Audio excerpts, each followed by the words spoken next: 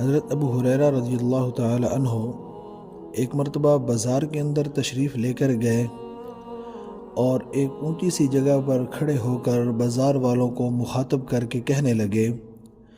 فرمانے لگے، یا اہل السوق، اے بازار والو، تم تو یہاں اپنے اپنے کاروبار کے اندر مصروف ہو، اپنی محنت مزدوری کے اندر مصروف ہو،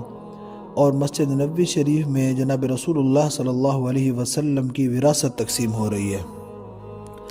بازار کے اندر کاروبار کرنے والے لوگوں نے جب سنا کہ مسجد نبوی کے اندر جناب رسول اللہ صلی اللہ علیہ وسلم کی وراثت تقسیم ہو رہی ہے تو ان کو اپنا اپنا کاروبار بھول گیا۔ وہ دوڑے مسجد نبوی شریف کی طرف، مسجد نبوی شریف میں پہنچ کر واپس آئے بازار کے اندر۔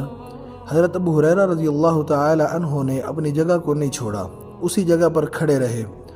بازار کے اندر کاروبار کرنے والے لوگ جب مسجد نبوی شریف سے واپس آئے تو حضرت ابو ہریرہ رضی اللہ تعالی عنہ کو بڑی تعجب کی نگاہ سے دیکھنے لگ گئے اور کہنے لگے، ابو ہریرہ رضی اللہ تعالی عنہ، تیرے جیسا سنجیدہ آدمی ہمارے ساتھ اس طرح کا مذاق کرے گا، یہ ہم نے کبھی سوچا بھی نہیں تھا، ہمیں بڑا دکھ ہوا ہے، بڑا افسوس ہوا ہے۔ حضرت ابو ہریرہ رضی اللہ تعالی عنہ فرمانے لگے، بازار والو، آپ کو کس بات کا دکھ اور افسوس ہوا ہے؟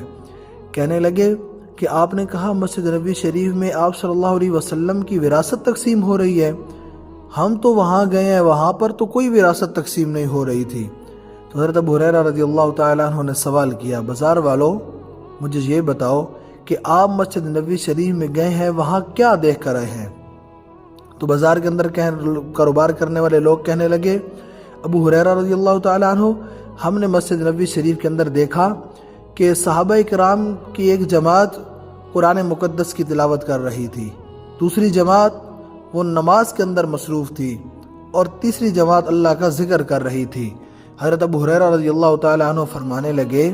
بازار والو، افسوس میرے اوپر نہیں ہے، بلکہ افسوس تو آپ کے اوپر ہے۔ آپ نے دنیا کا مال اور خزانہ سمجھا، نہیں نہیں نہیں، آپ صلی اللہ علیہ وسلم کی وراثت دنیا کا مال اور خزانہ نہیں ہے، بلکہ قرآن کی تلاوت کرنا، نماز کا ادا کرنا اور اللہ کا ذکر کرنا، یہ وراثت ہے حبیب کبریا صلی اللہ علیہ وسلم کی۔